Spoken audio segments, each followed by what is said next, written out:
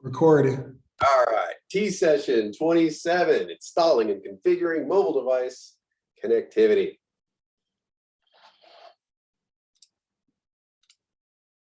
Throughout the course of this technical session, we will be able to explain the value of connecting mobile devices to a network and describe the types of networks that are commonly used to connect mobile devices. Name the steps to installing and configuring a network connection, and describe how to enable Bluetooth and pair a Bluetooth device with a network. Adaptability. If you're a fan of Android, you gotta, cozy up to Apple every now and again and learn how they operate. If you're a fan of Apple, you gotta work with Androids. Future orientation, got to pay attention to the way they're changing it. They love to move around in the menus where everything's located. They absolutely love doing that. Why? Because then you still got to come to them and figure out where it is if you're not going to look into it and figure it out for yourself. All right, mobile network connections overview. Mobile devices are radio transmitters and receivers that are technologically advanced. Cell phones use a baseband radio processor that is responsible for creating a wireless network interface and is used to handle the communication with the mobile provider through the towers. And mobile devices provide more robust functionality when connected to a network via Wi-Fi rather than just operating strictly over the cellular network. Allows for much faster connections. And the two main types of networks that will be operated on with mobile devices, for the most part, there are obviously exceptions, but this is the majority. You would use the Wi-Fi network off of the 802.11 standard, which we will get into the different flavors of the 802.11 in a future technical session, the different generations of Wi-Fi speeds, megahertz that they operate off of, and the pluses and minuses of each of those. Cellular network, we are 4G long-term evolution technologies. Does anybody know what the 4G stands for?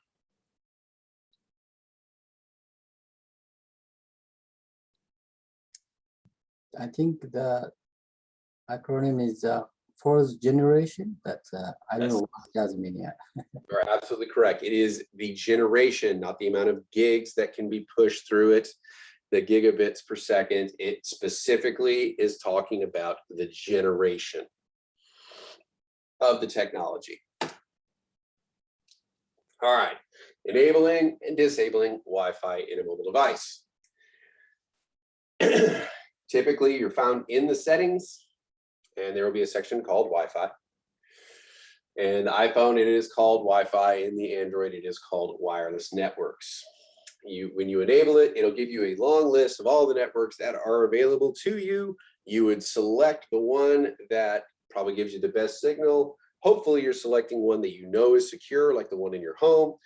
And understand that if you're selecting one in your local Starbucks, McDonald's, what have you, it is likely going to be extremely insecure.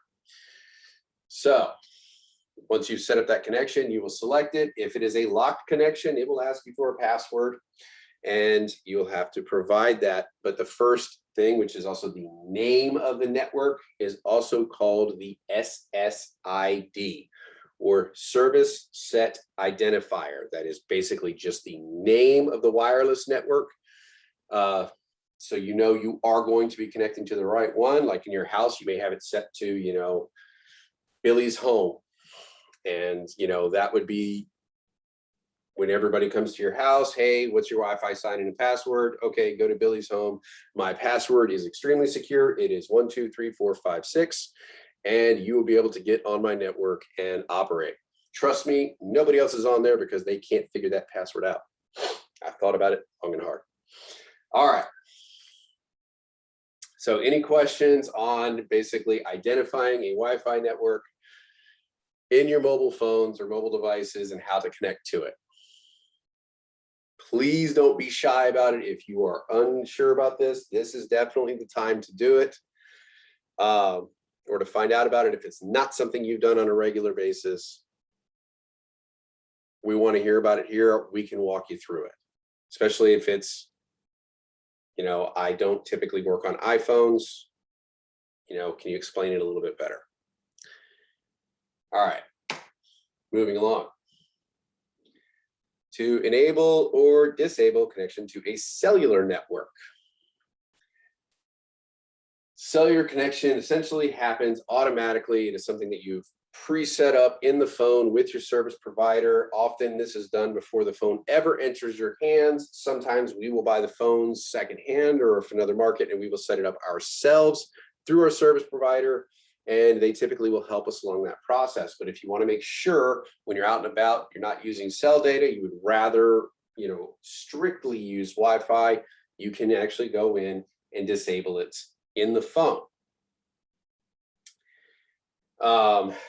Or if you're unable to make calls and you can't figure out why, sometimes go in and check this and see if it got turned off by mistake. Like if you're going in to turn off your Bluetooth or your Wi-Fi, you accidentally clicked on the cellular data instead.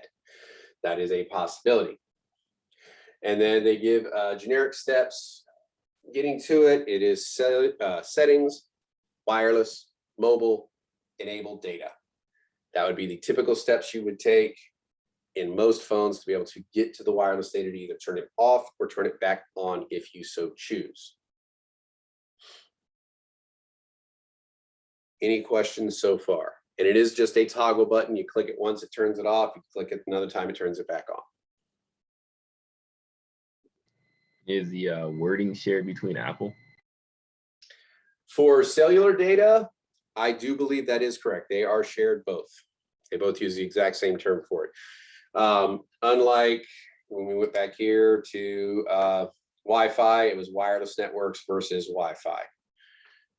So, but should be close enough to where you could determine which one is which. Thankfully, they do not get so nitpicky on this particular one. They will ask you which user uses which one of these two, because they're so close. You know, so for the purpose of the exam, they're not going to ask you to be that specific with regards to this. Okay, just went over this real quick. Wireless cellular connectivity features that you need to be aware of. Mobile devices use different features to communicate, and some of the most popular and most important ones you need to keep in your mind while working with these are hotspots, which we briefly mentioned yesterday, tethering, which I don't think we have mentioned as of yet. Airplane mode, we did briefly mention Bluetooth, which we now know the history of. Cellular updates, baseband, radio firmware, PRI and PRL. And then IMEI versus IMSI. And then finally, VPNs, which are becoming ever more important as the times go on. All right. Here we go. Hotspots. Mobile hotspots let you share your cellular internet connection with a Wi-Fi capable device. Originally, they were little individual boxes that you would carry around. It would connect to a cell tower and then emit a Wi-Fi signal that you could connect with and communicate with.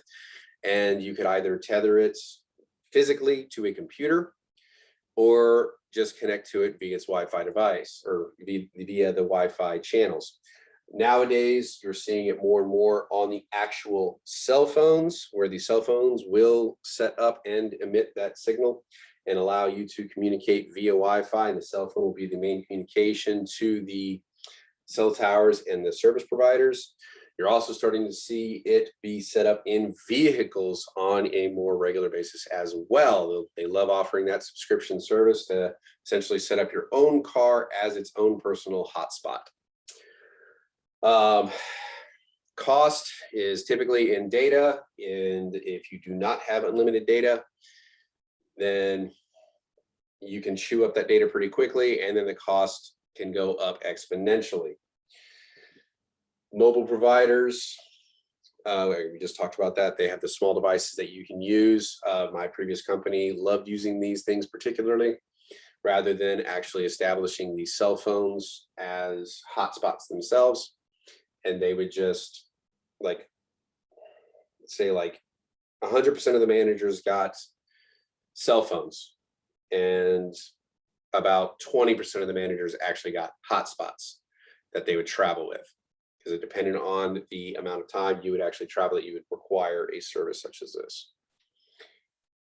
All right, any questions with regards to personal hotspot? If you look through your settings, you will see this function in your phone. I think pretty much every modern phone has this setting on there. However, you will need to communicate with your provider to actually make that function viable. Most times it will be grayed out unless it is something that you have in your contract that you allow, or you have communicated with your provider to say, hey, please turn this on.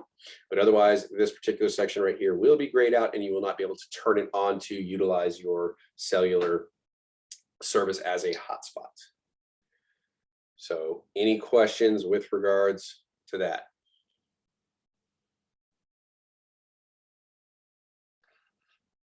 Nope.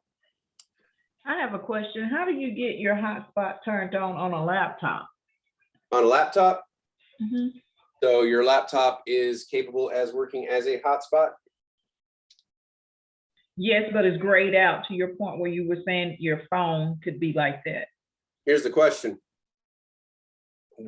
How you would typically use your laptop as a hotspot would be one of two ways. One, it would have to have a cellular link, cellular service turned on for that laptop. That would be one.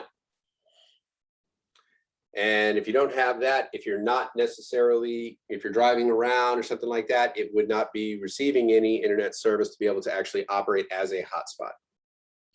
The other would be a wired connection, like if you did not have a wireless router that could actually set up a Wi-Fi area for you, you could actually do a direct physical connection. If you have that network cable plugged into the back, it could set up a Wi-Fi off of that if you wanted to do that. Then there is a third way, which we really don't get into in A+, which is an ad hoc network, which is where you're just kind of allowing a few computers to kind of talk to each other. And they don't really get into that in A+, but that isn't really technically considered a Wi-Fi network. It is kind of a workaround. So if you're already in a wireless network, there's no sense in you actually creating a Wi-Fi hotspot on that laptop. So does that make sense, Jackie? Yes, it does. I have another question. Okay. What is the VPN on the cellular phone or in the setting? Okay, we will get into this a little bit more in future technical. Okay. A VPN stands for virtual private network. And what it does is it creates essentially a electronic tunnel that is encrypted. So people can't see the data, and it encrypts it between point A and point B and allows your connection to move, say, from where you are to their server network. And it is an encrypted connection. So say you have you're in Jacksonville, and one of the most common server networks, like connection points for VPNs, would be Miami. That would be one of the closest ones, or Atlanta. So when you turn that on, you're communicating with their network. And then once you have connected to them, then you're going out to wherever you need to go, be it if you're going to go to Google or go to Netflix or something like that. But from their side, whoever you're connecting with, all they see is you making a connection from Atlanta, not like here in Jacksonville. So you've created just a one-way, or it's a two-way, but an encrypted tunnel in between 2 points that's other people can't read or see. It's a security measure. But we will talk about it in more depth and explain it a little better when we get a little further along. Okay.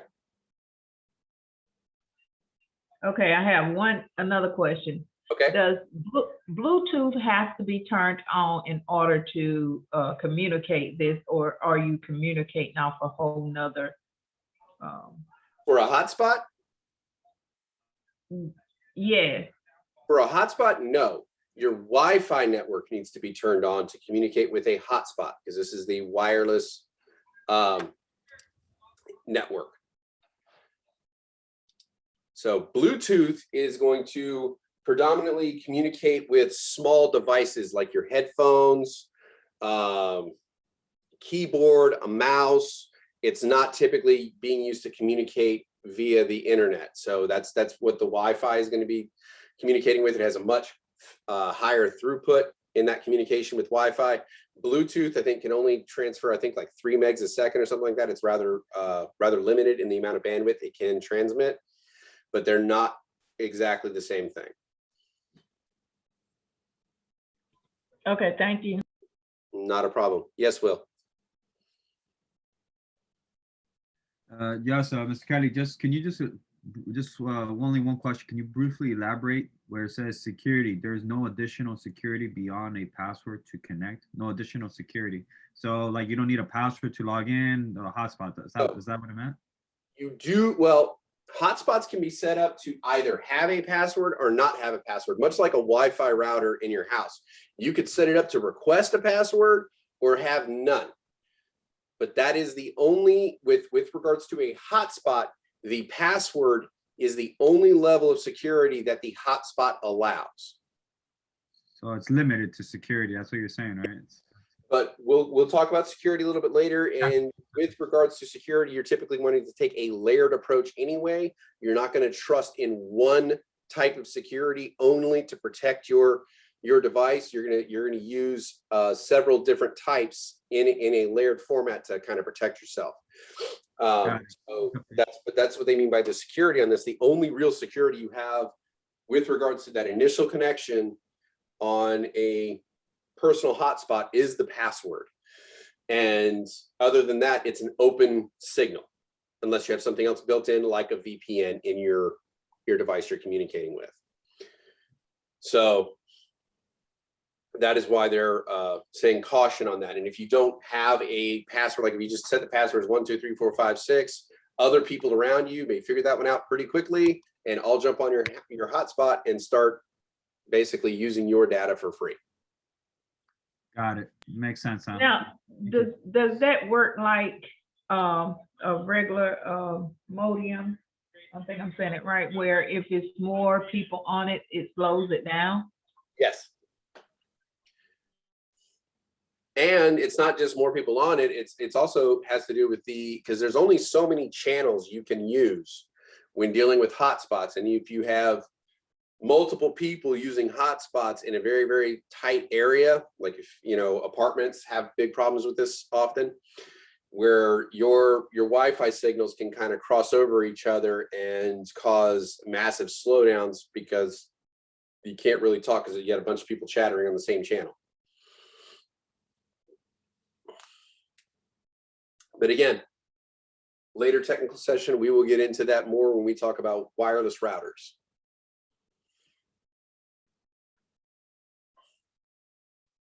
So any more questions with regards to a hotspot? Nope. All right. I'm liking the questions though. It means you guys are thinking ahead and starting to ask questions as about subjects we're going to be diving into in a little bit. All right, airplane mode. We all probably are pretty familiar with this. Whenever you go somewhere where they don't want you to use cellular service or any of that kind of fun stuff, they tell you to turn on airplane mode, which will essentially disconnect all wireless communications, Wi-Fi, Bluetooth, cellular, everything gets cut off, but it still allows you to use the device and whatever you have currently stored on the device. Like if you're working on papers, you're on a laptop and different stuff like that, it will still allow you to function on the device. You just cannot have any communication with the internet. So now,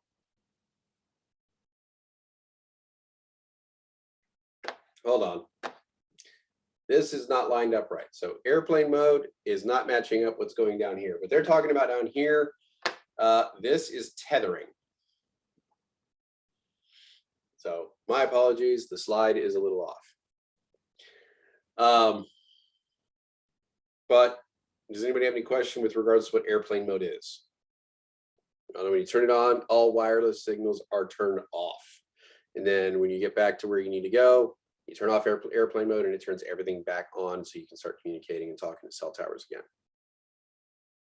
All right.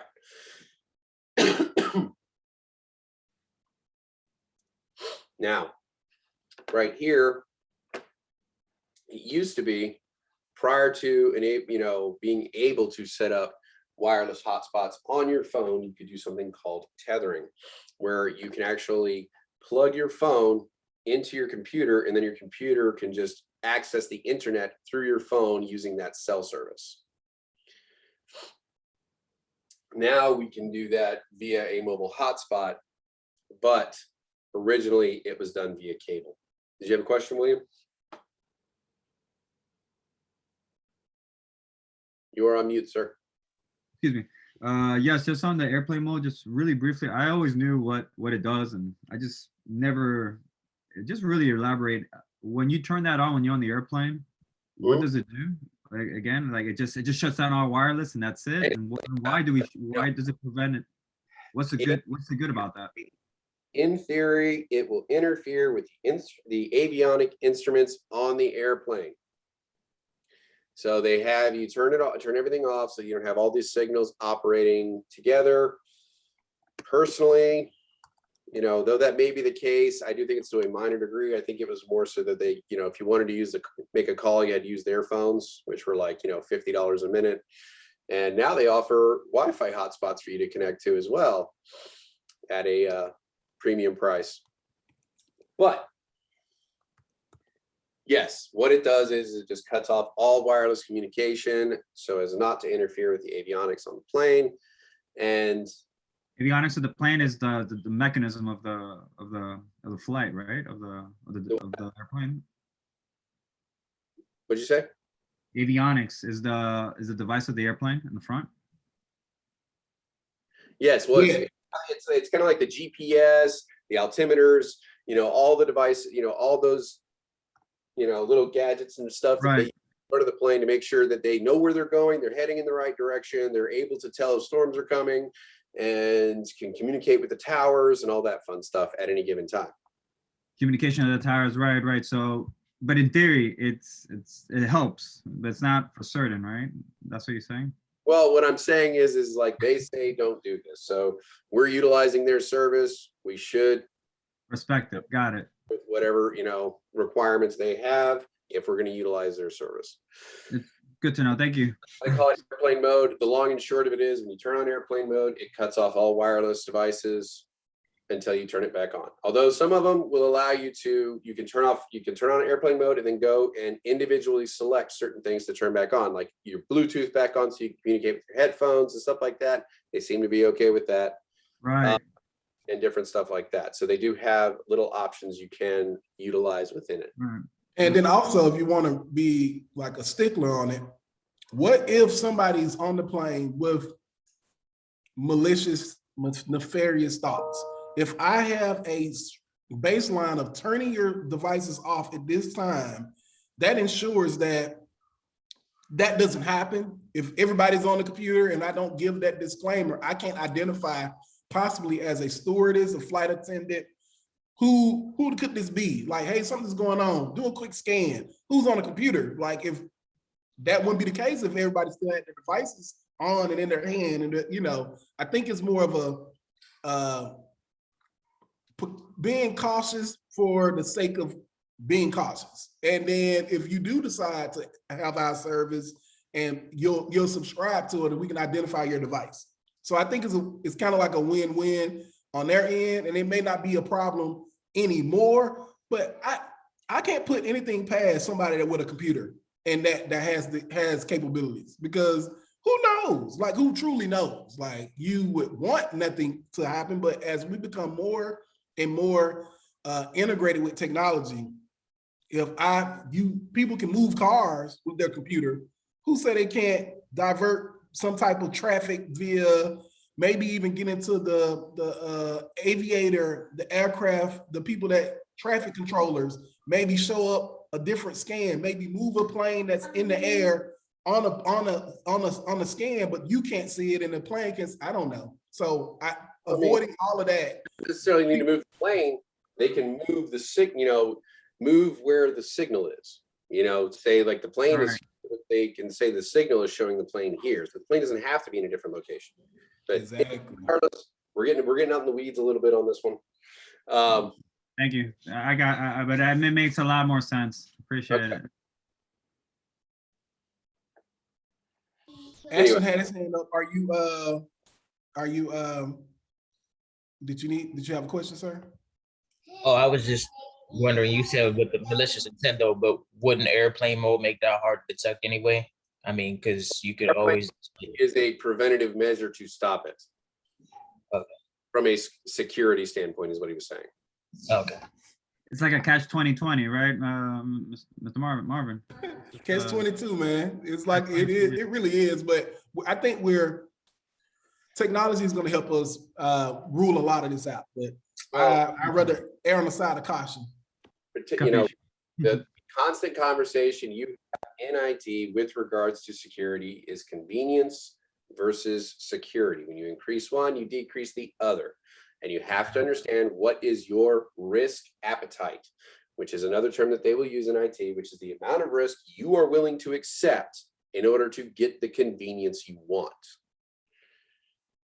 So those are conversations that actually will happen with your bosses, with the heads of the company and stuff like that. You will always have that conversation, hey, we can increase security if you want, but it's going to be more cumbersome for these people to sign in, to be able to do, their day-to-day tasks. Is that something you're willing to accept, or are you willing to accept the risk that is involved in not doing this? So these are conversations you will have, in your departments with regards to this. All right. There's airplane mode we've been looking for. Turns off all the wireless communication on the phone. All radio signals and wireless communication is turned off as soon as it is enabled. So if ever you have a case where somebody just got back from a trip, they come in and say, hey, I just got back. If I plug in my computer, everything works fine if I plug the network cable in, but I can't communicate via wireless. My wireless seems to be broken. First thing you go check, do they have airplane mode turned on their computer? And it seems like such an easy, simple thing, but a lot of the things that we will be addressing in IT tend to be. As far as it's just a quick fix, maybe somebody didn't check it, which is also why the first question an IT tech always asks, have you turned it off and on? Because that fixes a vast multitude of problems. All right. I believe we have a short video. Got it here. All right, let's try this. Let me stop sharing in with sound.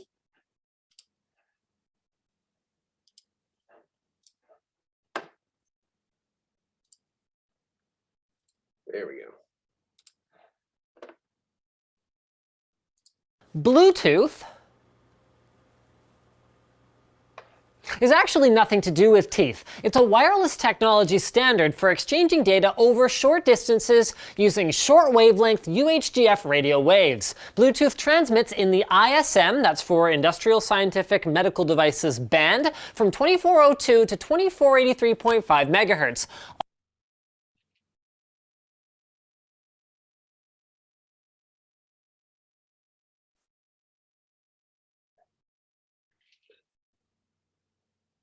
Do you have questions on your computer now?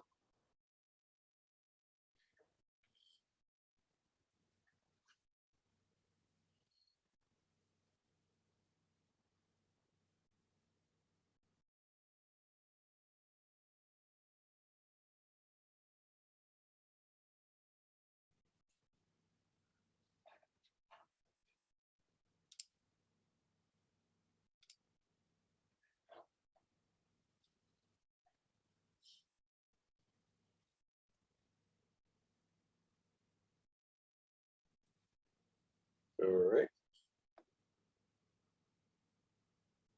Seen a lot of yeses, most likely. I think you're probably right. Also known as the 2.4 gigahertz short-range radio frequency band, including its guard bands, and as such, it's also completely colorless. So what's the story behind the name then? Well, the original standard was developed by the telecom vendor Ericsson in 1994 as a wireless alternative to RS-232 data cables.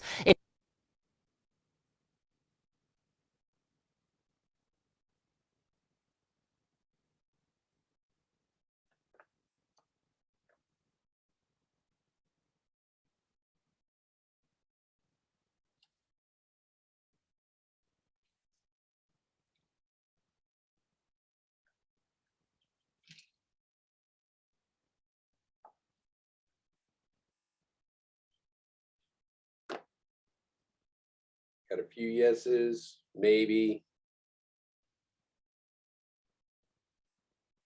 Okay.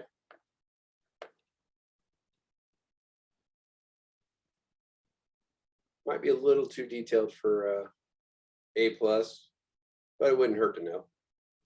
It didn't receive the name Bluetooth until 1997 when Jim Karduk, who developed a communication system between mobile phones and computers, proposed it while reading The Longships by Frans G. Bengtsson, a historical novel about Vikings and the Scandinavian king Harald Bluetooth. Legend has it that he united the Danish tribes of that period into a single unified nation, much like what the introduction of the Bluetooth standard did for communication protocols.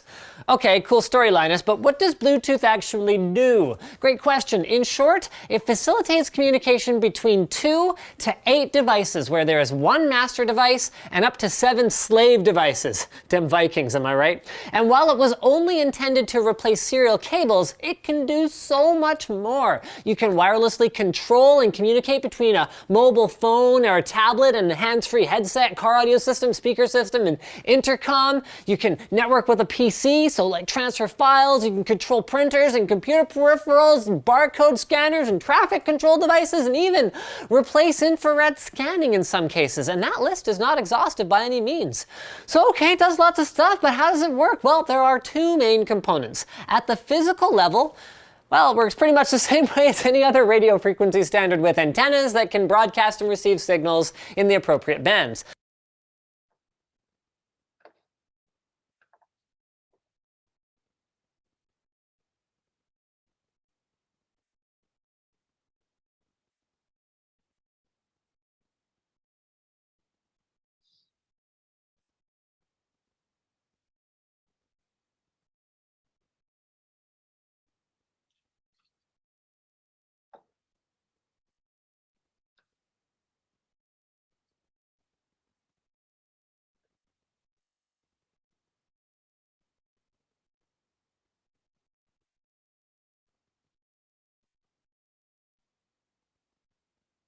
All right. It's like most agree with yes.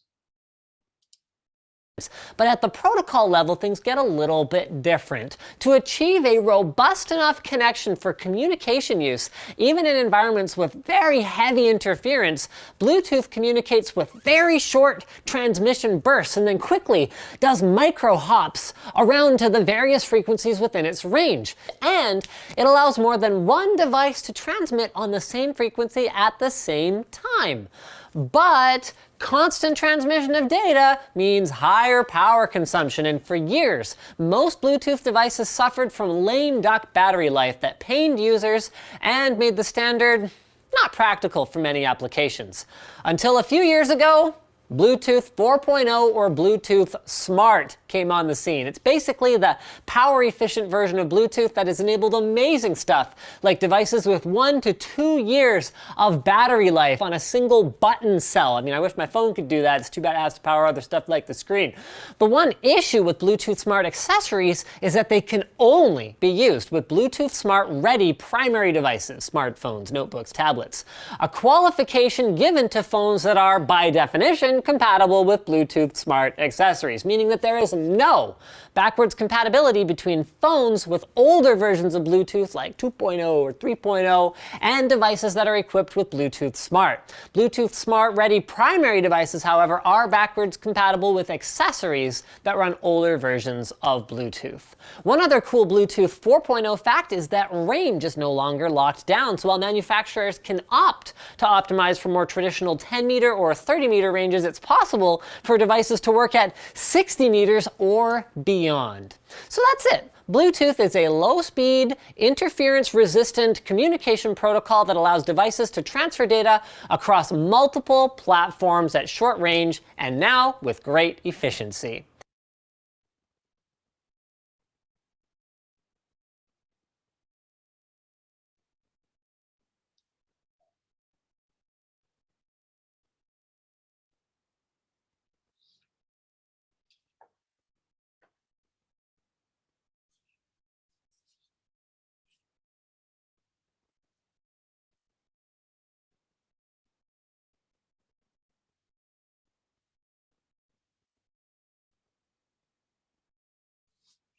There you go.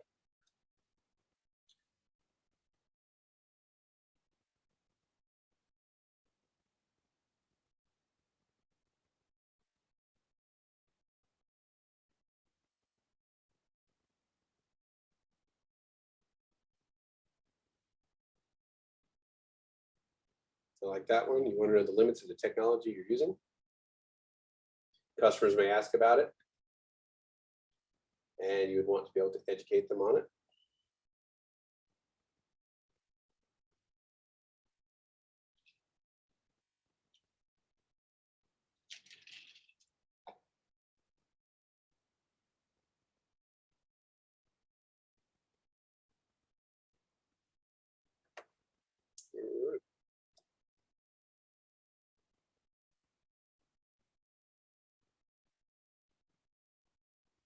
There you go. So you're properly informed and can deliver correct information.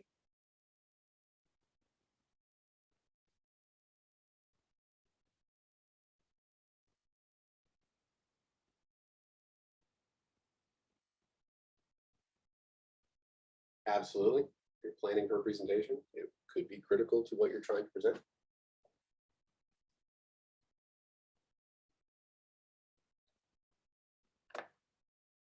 Excellent. All right. We just pretty much watched a video on it, but here's a brief sum up of it. It's short range wireless technology operating off of the IEEE 802.15 standard.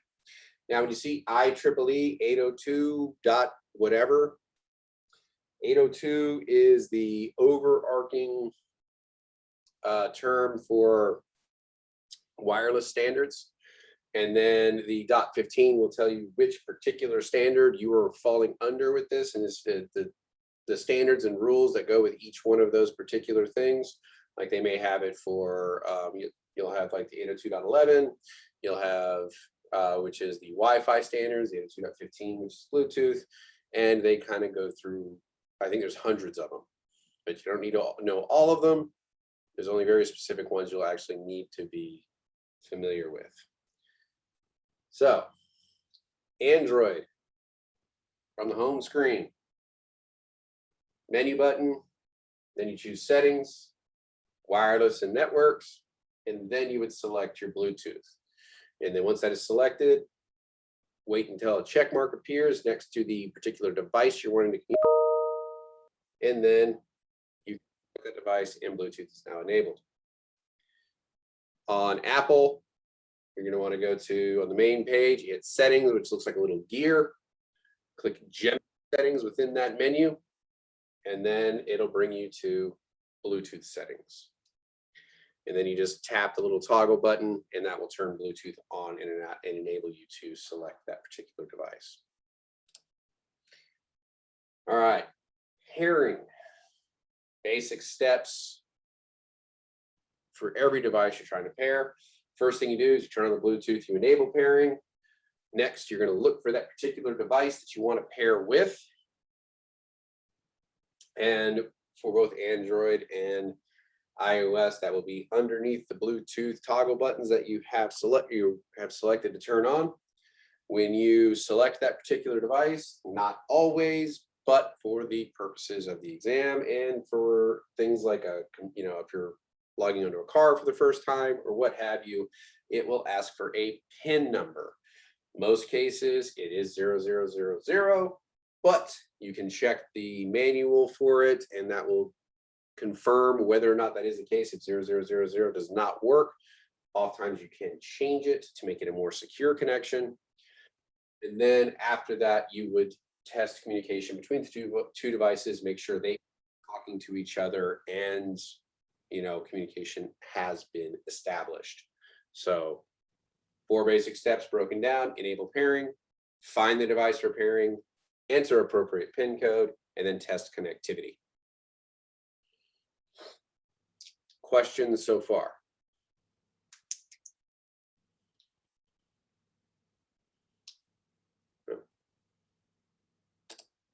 All right.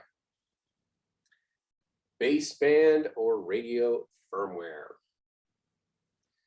Basically, this is the standard that we are operating off of for cellular towers. We do use radio frequencies to communicate with them, and the baseband radio processor within your cell phone has its own firmware and memory established, which is why when you're selecting these devices, you sometimes will see them as being provider specific. Even if you're going to order from the manufacturer, they're going to say, well, who do you plan on having services with? Is it going to be AT&T, Verizon?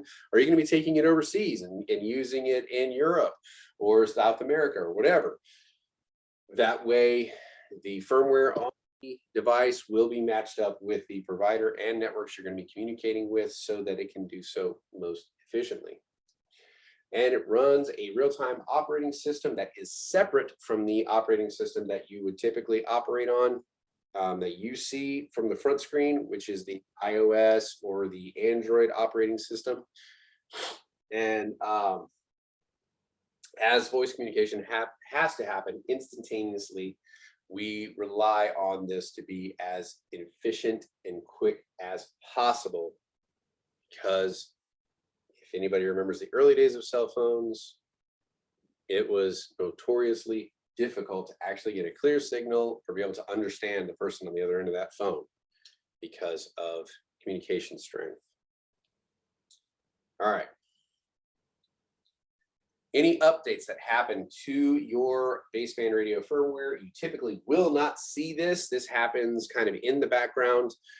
But just to kind of understand the mechanics of it, all of these updates tend to happen over the air. And this does not necessarily have to be for smartphones. This is almost any type of cell phone that is operating. It could be a flip phone or whatever. They operate in similar manners with regards to their cellular service. So it happens OTA, which is over the air. And basically the benefits of this is your phone is kept up to date with the latest standards and communication capabilities of the service provider that you are using at that time. Question regards to baseband radio waves. Yes, Mogus. I just need a little bit explanation on a real-time operating system. What does it mean, a real-time operating system? Well, it's real time, meaning whatever it's doing, like if you're streaming a video, you can get lag and then it'll stop and start buffering and all that fun stuff. And you may have to wait for more of the video to load before you can continue watching that particular device. You know what I'm saying? Yes, yeah. Okay, can't do that on a phone conversation. Can't sit there and wait for it to buffer and then receive the other, bits and pieces of that sentence. It's happening in real time. It's happening as it's happening. If the information does not get received, it's basically, it just cuts out. It doesn't hold that information back and buffer and then push the information through. So everything has to happen quickly and at the moment it happens. Oh, okay, thank you. Not a problem. Go ahead, Will. Yes, Ms. Kelly, can you elaborate just a little bit on radio firmware, just at least because it's the first time I'm ever hearing about it, so I'm trying to pick up on what you're saying. Think of it kind of like the BIOS firmware on a computer. Okay. There's a chip that is installed on the actual computer, and it has software installed on it, which is the basic, very, very basic operating system. Operating system, yes. It tells you where to go to get the information. So that's the definition of firmware, right? Okay, so it's like the operating system, but on a cell phone? Well, it is okay. This is like a chip that is installed in your cell phone, and it has firmware on it. So that little chip with that bit of information. So you remember what the BIOS does, right? When Yes. you turn on the computer, the BIOS, the computer immediately goes to the BIOS. The BIOS goes, okay, you have a keyboard attached here. You have a hard drive attached here. Here's where you go to get your operating system. Here's where you need to go to communicate. It does the same thing. But it's not. But it's only called radio. It's called. I'm an AT&T phone. Here's the megahertz I operate off of. These are the types of towers I communicate with, and then it'll send out a signal to go ahead and talk to that tower. And oftentimes it'll receive information back from that tower, like, hey, you've been gone for a while. Daylight savings has happened while you were gone. Here's the new time, and it'll update your phone. So, it operates in a similar manner.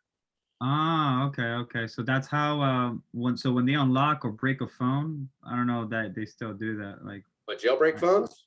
Yeah, when it's a phone from, like, let's say T-Mobile, and they're gonna use it for, I don't know, Metro PCS. They will do a firmware update that'll allow that to happen.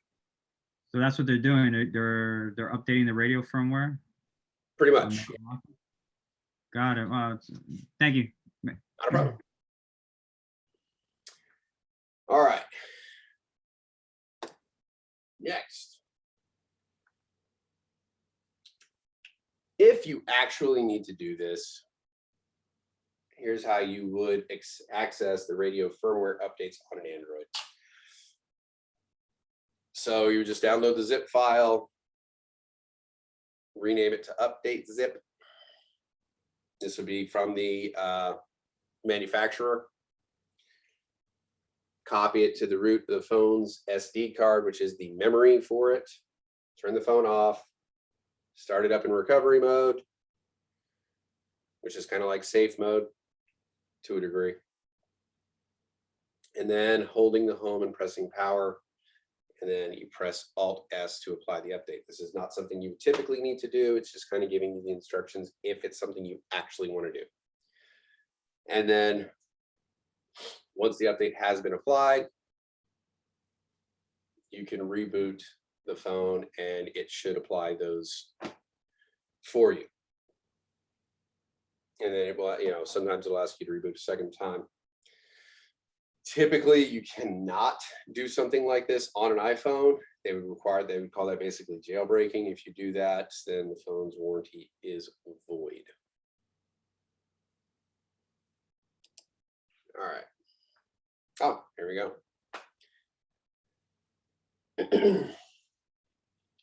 See, firmware.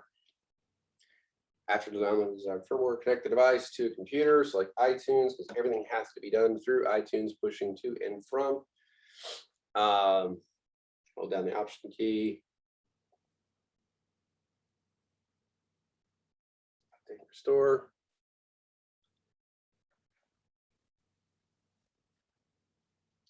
Sorry, this is not one that these slides are actually new to me. But again, not something that necessarily will come up on the test, not something you typically will have to do, but if it's something you actively want to do, it will lay out the steps for you.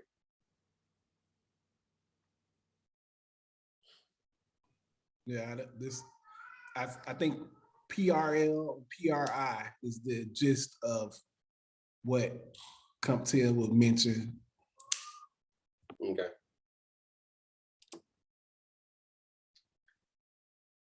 And this is what Marvin was just alluding to here, the PRI, or the product release information.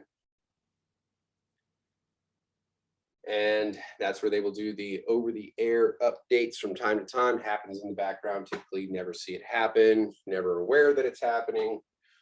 And most people don't most people are not typically aware that they have two operating systems running on their phone simultaneously, one that they see and then one that operates in the background. So it is a flash memory update.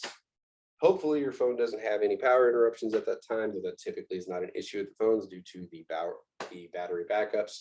Sometimes this will occur while you're doing your general updates. There will be a firmware update in the background. They will ask the device to be plugged in. And while it's updating the iOS or the Android, simultaneously, it may update the firmware to the broadband operating system as well. Questions so far?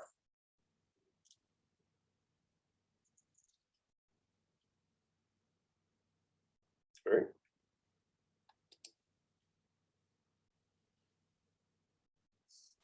Now, PRL, also known as the preferred roaming list. Whenever you step outside of the normal sphere of influence for your particular provider, they will have other networks that are sister companies or have agreements with your particular provider. And sometimes they charge premium for this, sometimes they don't, depending on the contracts you have with your provider and they have with the particular customers. Though typically if you go to another country, like if you go to Canada or Mexico or over to Europe, they're going to be operating off different standards, and it's going to be a little more expensive to utilize your cell service from there. But you will have a preferred roaming list, which even though you're stepping into another network, it will tell your phone, I'm only wanting to communicate with these particular providers because I have agreements with the home provider that I deal with, be it AT&T, Verizon, Sprint, T-Mobile, or what have you. And same as the broadband updates, the updates happen over the air in the background, and you do not necessarily see them happen. This would happen anytime contracts are updated and anytime they need to increase that level if they've upgraded the contracts with other customers. Sometimes they say there's no roaming no matter where you go. Other times, if you step outside the metro area, you're going to be hit with roaming. Sometimes it could be statewide and so on. Questions so far?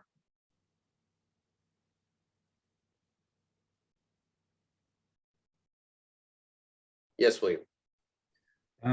Question in regards to PRL, when updating the information, I know when I travel my family's home country, the mobile provider will not be there, of course, whether it be T-Mobile or AT&T. So, but they have a different service provider that works along with them, but it's not as effective.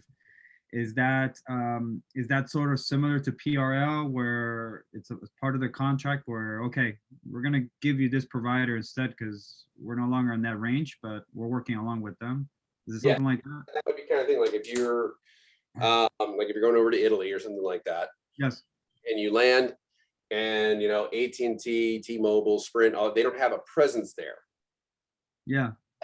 They might have a strategic alliance with a company over there, say, hey, if any of our people come over there, we're going to work off of your towers. And then if any of your people come over here, they can operate off of our towers. So it's just kind of a strategic alliance. And for that, we'll give you a little cut of any data streams that come through your networks, which is where the roaming fees kind of kick in. The roaming fees, right? Yeah. That's kind of how it works. So, but the main thing you want to take away from this is if you ever step outside your network, your phone will look to the PRL or the preferred roaming list to see which providers and towers it can or cannot communicate with. Right, and if that's the case where it's not as effective, then you just get a new phone provider when you're there, or sometimes you can actually take your SIM card and like put it, like they allow phone rentals over there where you can actually rent a phone that operates on their networks much better than yours are? Because sometimes they operate off of different megahertz, and whatever phone you have may not actually work on them very well.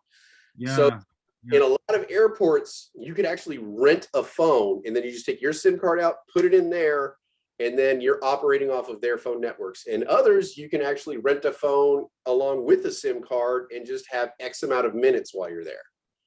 So it's better to advise that to just use or rent a phone on the airport than to buy a new. Like if you're going, you're just going to be there for a week, you know, like it's for business, it's going to be there for a week. If your company is going to cover the roaming charges, no matter what, you can just take your SIM card out, put it in one of their phones, and operate on their networks with, you know, the particular bandwidth that they use on those phones.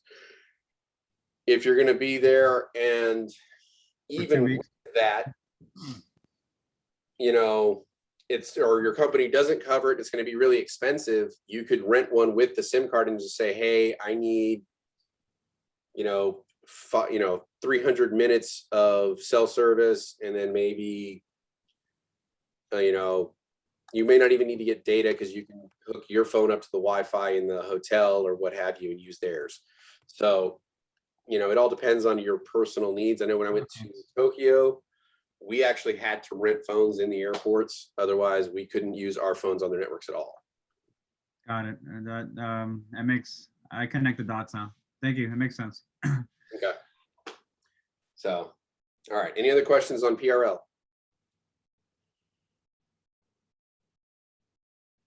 All right. PRL updates.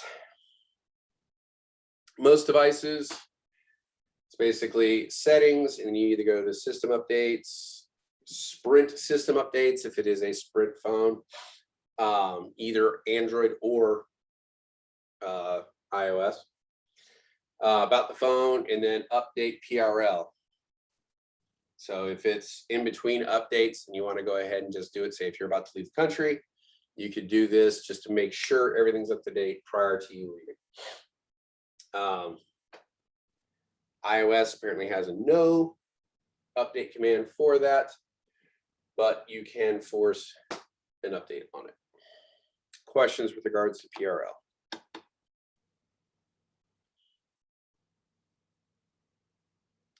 All right. IMEI versus IMSI.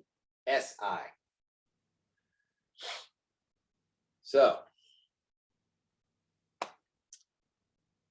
see if we can get someone to help out here. Ashton, can you please read for us, sir?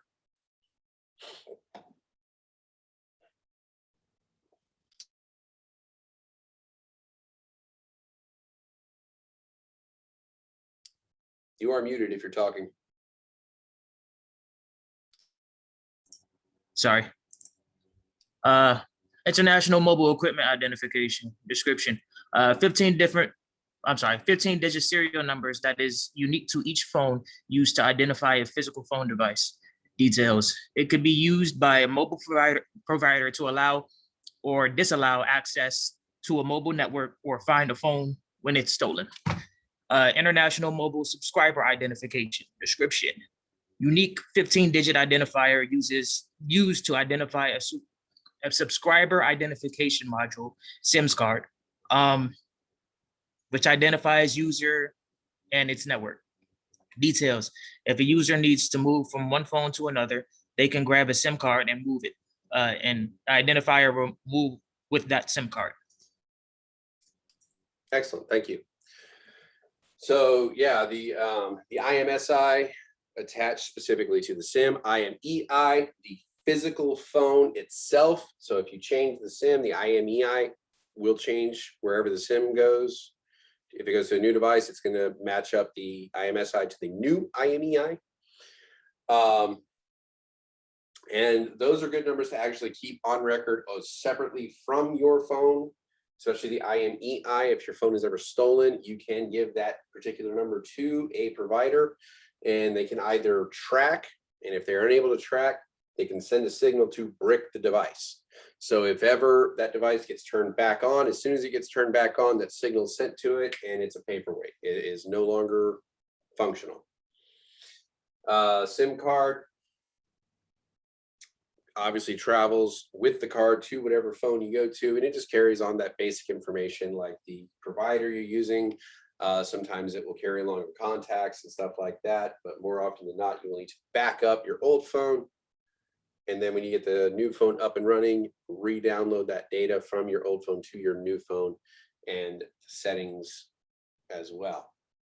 Now, as we talked about in the Kahoot, the IMEI is essentially the social security number for your phone, your mobile device. It is unique. No other mobile phone should have that device or should have that IMEI number, so that if something happens, it allows you to be able to track it.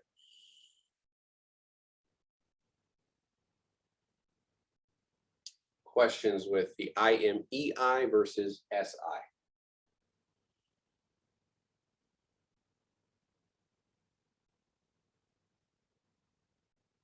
All right.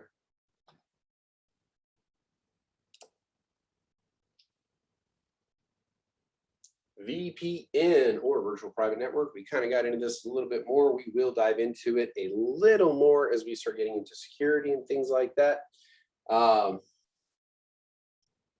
Essentially, it is stating that a cell phone can now be an endpoint on a VPN. Originally, it was just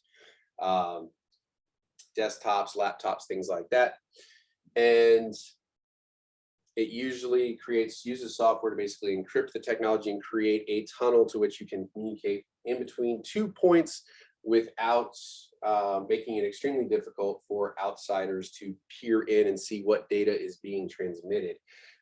Typically, if you're not operating on a VPN, your transmission is being sent, for the most part, open air. And if anybody is listening on the line or watching transmissions, they can see everything that passes by. If you want a scary activity, download a free program called Wireshark. It is absolutely free, and you essentially can go onto any wireless network. You turn that on, and it will start grabbing every wireless packet that is flowing in the area or on that network. And then you can actually go into these packets and see exactly what they are if they are not encrypted. And it's absolutely free. So if you're interested in possibly diving into security, it's definitely a good one to go ahead and get and start playing around with, becoming familiar with. All right. Any questions with regards to a VPN?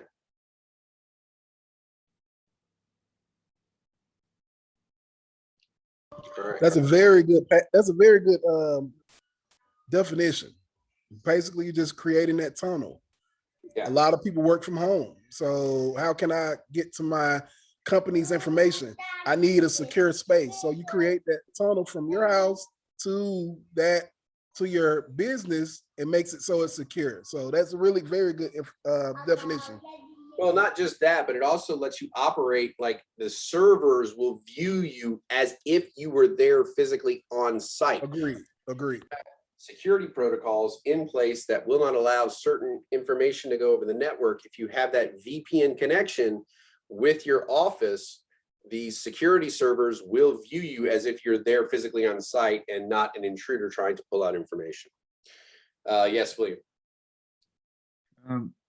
Yeah, since for my job, I know that let's say as I work from home, and they will use what's called a Amazon workspace, and and then they would and I would have to connect, and I always have to log in using in order to use their email, I have to answer my phone as well. So in order to log in every time, they make sure it's me, and I have to connect through Amazon Workspace. Is that how VPN works? Like well, that? what you're mentioning right now or right then is multi-factor authentication or two-factor authentication, Okay. where they're using two different methods of security to verify you are who you say you are. We will get into this in security, and so there's, like the first layer would be something you know, which would be your sign in and your password. So Yeah. that would be one factor authentication. And then the other one that they're using is something you have, which is your cell phone, which is always with you. So then they will contact that cell phone. So you first have to know that sign in and password, and you have to be able to have your cell phone to get that passcode they give you on there. So you have two different security communications to be able to gain access. It's not quite the same thing as a VPN. It's just a security measure put in place to kind of beef up security a little more.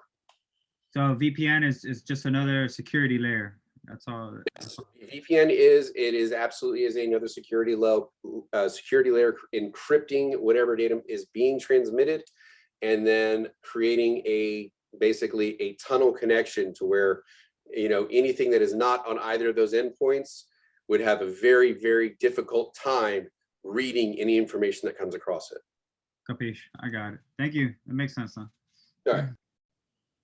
Any other questions with regards to a VPN?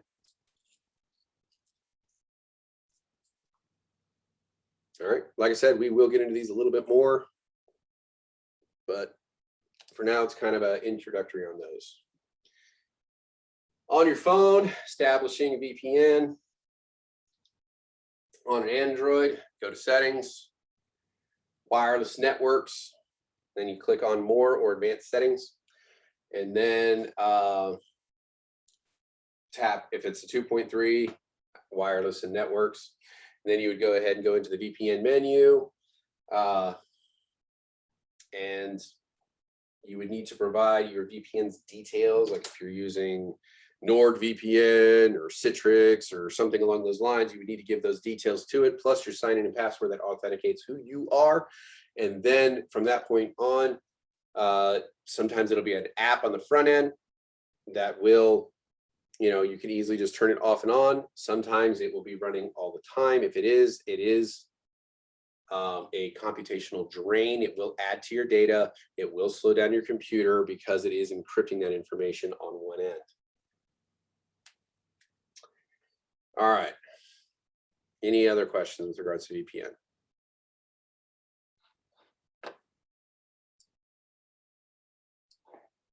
Okay.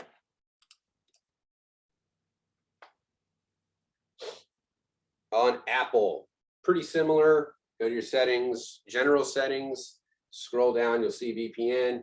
You would add a VPN configuration, and then you would provide those same details so that your computer knows who that provider is, what their server addresses are, how to communicate with them, and give your credentials at that point. And then it's pretty easy from that point. It saves that information on the front end. There usually would be an app where you can go and you can turn it on and off, and sometimes even be able to select where you want you to be visible from. So if like I'm here in Jacksonville and I want to watch some shows on Netflix, but they don't allow it here, but they do allow it in Canada, I can have my VPN show me come out of the tunnel in Ontario, and then I would basically see what they would see in Canada.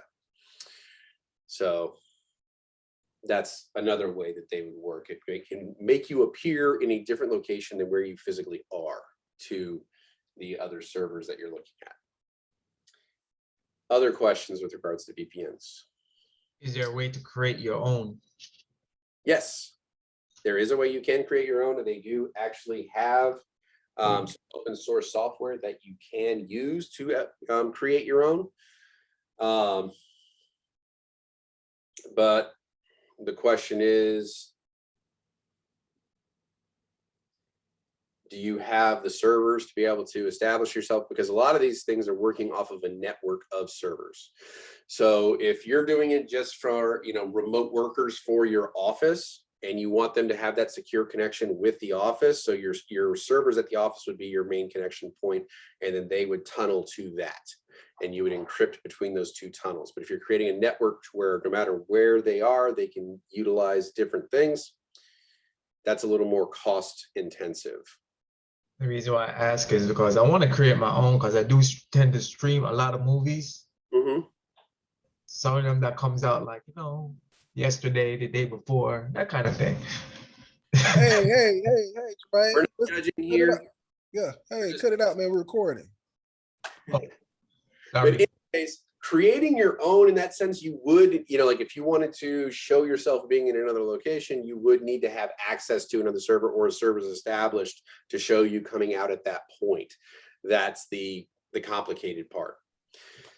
Yeah, it's So- something I'm willing to learn, but it's just that I don't feel they need to pay somebody else for Yeah, VPNs. understood. I mean, the software is out there, and I will tell you right off the bat, if it's a free VPN, I really wouldn't trust it. Because there are such things as half tunnels and full tunnels with regards to VPNs, where they only encrypt part of the data, the other side of that VPN. If you are very protective of your data and the types of data you are using, and you don't want, say, somebody on the back end being able to come in and look at that data, some VPNs provide a service where they wipe their servers every single day. Some hold on to it for some time. Those are things that, you know, depending on your data security, what you would want to look into. There was a big incident in the computing industry where NordVPN got hacked about a year and a half ago. And it caused a huge wave through the industry because Nord had been telling its customers that it was wiping the servers every day, but they were kind of doing it about once every 6 months. So there was about 4 or 5 months worth of data on those servers when they got hacked. So it could be banking information, all kinds of stuff on there. And so it was a really big issue with NordVPN when that happened. Yes, William. Is this somewhat similar using the free Wi-Fi access to a public location, except VPN?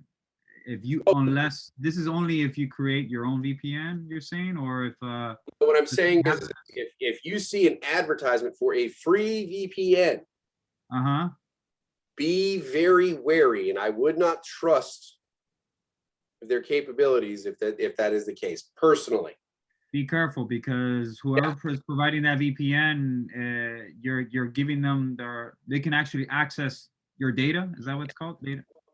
There's the other thing is a free virus scan or anti-malware software. That is a lot of times a Trojan horse for a company to kind of gain access to your computer and all your systems. They're like, yeah, we'll protect your system from everybody but us. So, you know, when it's free, you do need to be careful with regards to, I'm not saying every free one is bad, but you definitely want to do your research. Even with paid ones, you want to go in there and do your research on them and look and see who's the best provider for the money, you know, get the most bang for your buck.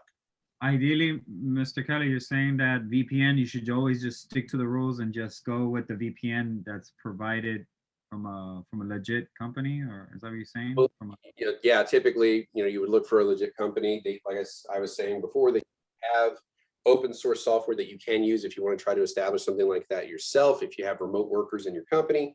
But if it's for personal use,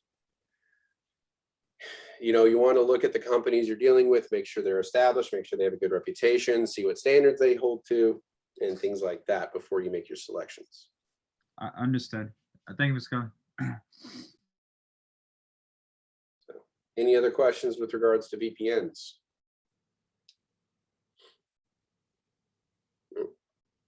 All right. Throughout this session, hopefully we were able to explain the value of connecting mobile devices to a network and describe the types of networks that are commonly used to connect mobile devices. Name the steps to installing and configuring network connection, and describe how to enable and pair a Bluetooth device with a mobile network. Are there any other questions with regards to configuring mobile devices before we conclude the session?